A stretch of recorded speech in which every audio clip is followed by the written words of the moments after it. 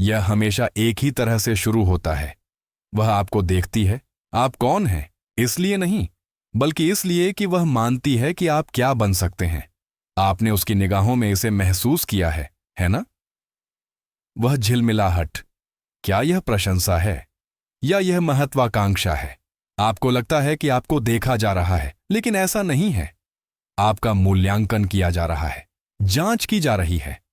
एक खाली कैनवास की तरह अध्ययन किया जा रहा है जो उसकी उत्कृष्ट कृति को पेश करने की प्रतीक्षा कर रहा है। लेकिन वह उत्कृष्ट कृति कभी आपके बारे में नहीं थी। ऐसा कभी नहीं था। कार्ल जंग ने हमें इसके बारे में चेतावनी दी थी।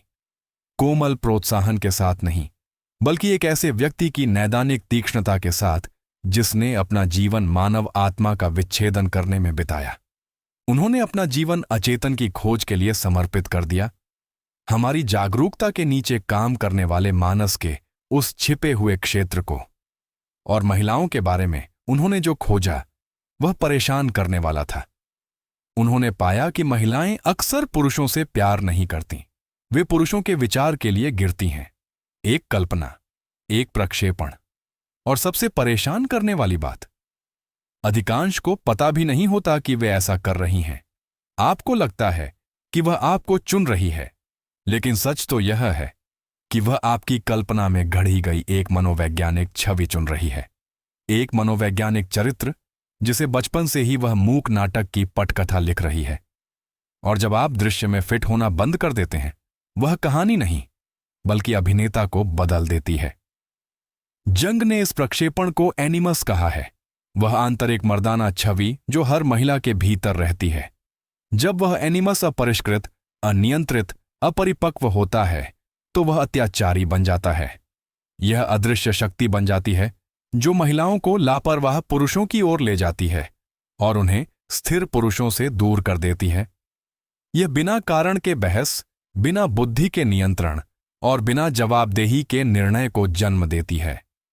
जंग ने इसे मीठा नहीं बनाया, उन्होंने इसे आध्यात्मिक अधिकार कहा। एक ऐसी स्थिति जिसमें महिला अब अपने चेतन स्व से नहीं बल्कि अपने आंतरिक मर्दाना आदर्श की छाया से कार्य करती है। और पुरुष इसके झांसे में आ जाते हैं क्योंकि हमें कभी नहीं सिखाया गया कि इसे कैसे देखा जाए। हम इच्छा को समझ के साथ भ्रमित करते हैं। हम चुने जाने को जाने जाने के साथ भूल जाते हैं।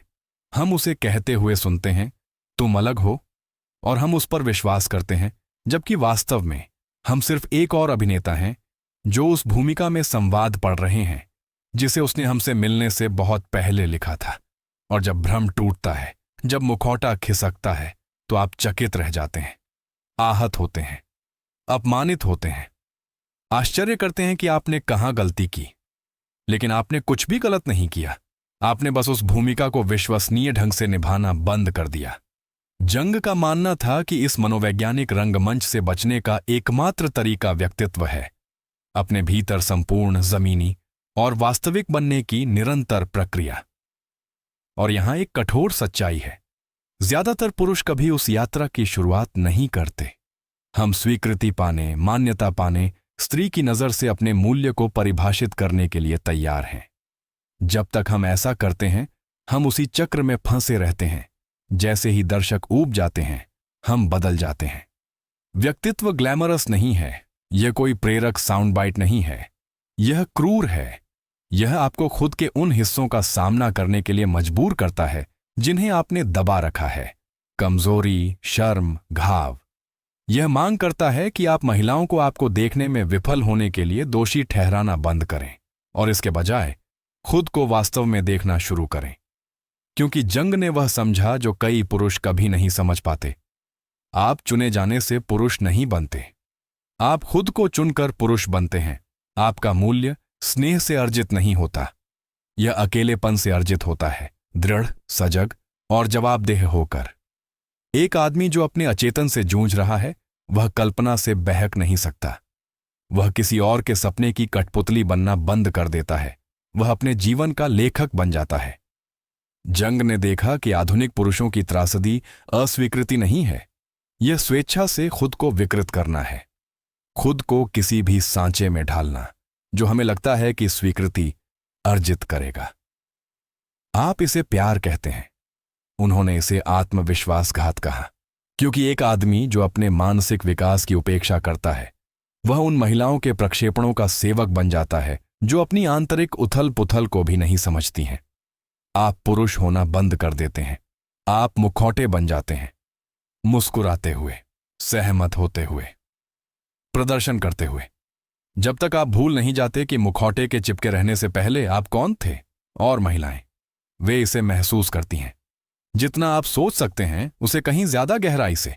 वही चीजें जो आपको प्यारी लगती हैं, आपकी अनुपालना, आपकी उपलब्धता, आपकी भविष्यवाणी, वही कारण बन जाती है कि वह दिलचस्पी खो देती है। क्यों?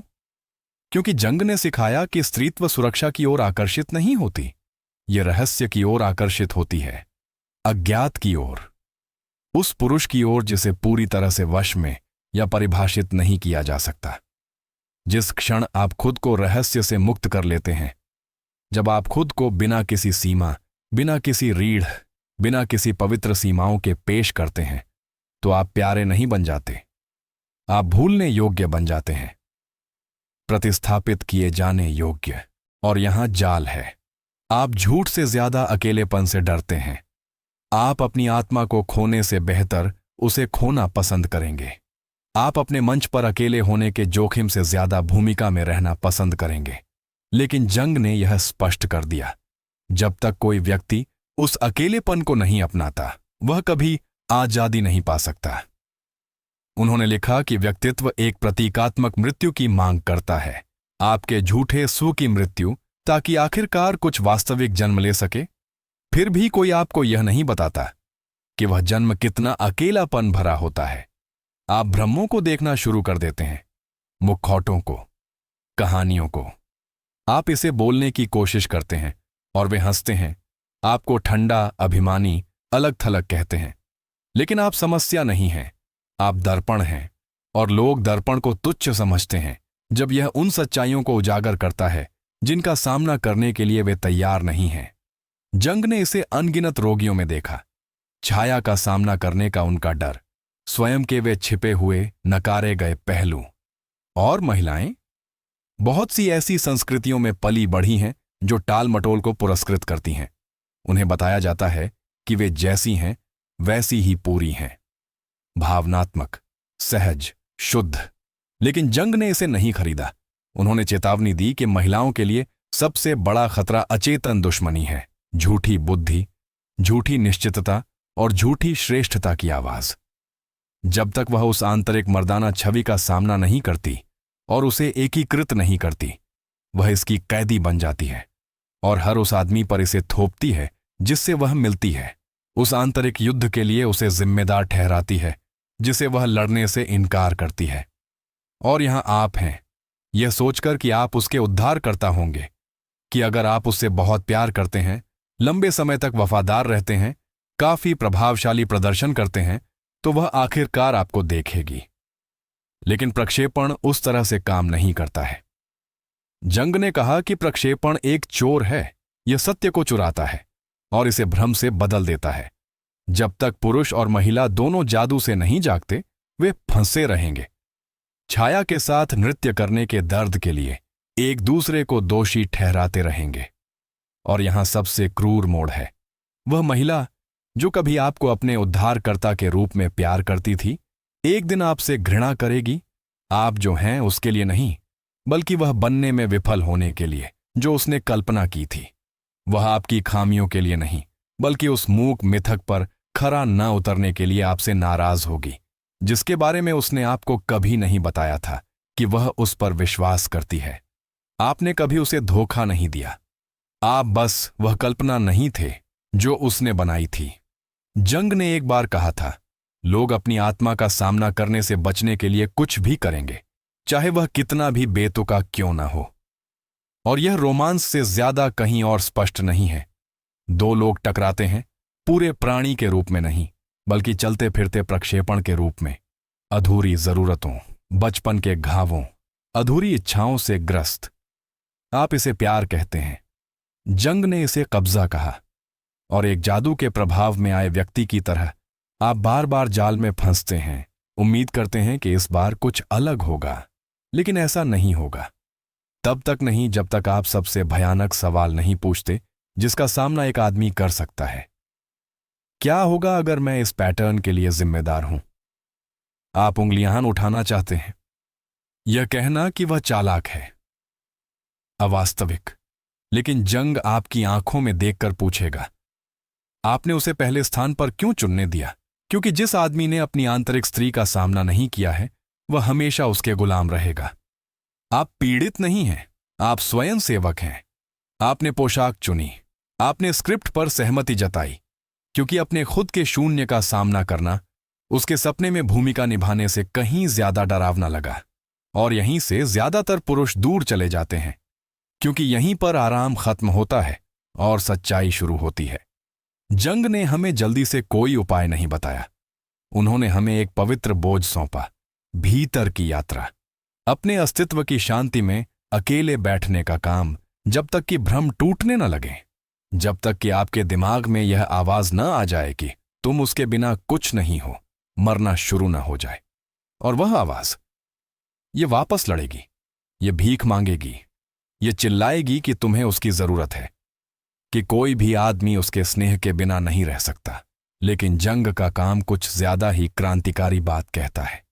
वह आदमी जो उसके बिना, बिना तालियों के, बिना स्वीकृति के खड़ा रह सकता है, वह आदमी है जो वास्तव में आजाद है, भ्रम से मुक्त, प्रदर्शन से मुक्त, किसी और के प्रक्षेपण के रूप में जीवन जीने से मुक्त। और उस स्वतंत्रता में आप क्रूर नहीं बनते, आप वास्तविक बन जाते हैं, वर्तमान, जमीन से जुड़े, जीवित। और विडंबना यह है कि यही वह समय है जब महिलाएं आपकी ओर सबसे अधिक आकर्षित महसूस करेंगी। इसलिए नहीं कि आप उनका पीछा करते हैं, बल्कि इसलिए कि आप ऐसा नहीं करते। इसलिए नहीं कि आपको उनकी जरूरत है, बल्कि इसलिए कि आपको जरूरत महसूस नहीं होती। और आप मुस्कुराएंगे, कड़वाहट से नहीं, बल्कि इसलिए कि आप आखिरकार समझ गए हैं। आप समझते हैं कि उसके पास चलने के लिए अपना रास्ता है, अपने भ्रमों को दूर करना है, अपने स्वयं के द्वेष का सामना करना है। और आप उसके लिए यह काम नहीं कर सकते। आप केवल अपनी सच्चाई को इतनी जीवंतता से, इतनी निडरता से जी सकते हैं कि आप वास्तविकता का दर्पण बन जाए। अधिकांश लोग उस दर्पण से दूर हो जाएंगे, लेकिन कुछ विरल लोग आपको इसके लिए धन्यवाद देंगे। और यही, भाई, एक प्रदर्शन के लिए प्यार पाने और उस व्यक्ति के लिए सम्मान पाने के बीच का अंतर है जो आप बन गए हैं।